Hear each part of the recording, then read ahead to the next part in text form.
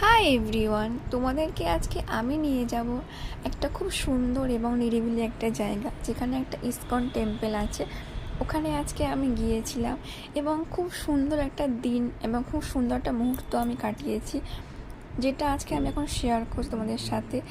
তো এরকম না, মন্দিরে যেতে আমার খুব ভালো লাগে। এটা নয়, মানে এই মন্দির বলে নয়, আমার যে কোনো মন্দিরে যেতে আমার খুব ভালো লাগে, আমার খুব মন টানে। ওখানে গেলে মনে হয় যেন সব থেকে সুখী এবং খুশি আমাকে ভগবান দিয়ে দিয়েছে। এবং ভালো লাগে ওখানে সময় কাটাতে, গল্প শুনতে, ভগবানের কথা শুনতে আমার জাস্ট খুব ভালো লাগে।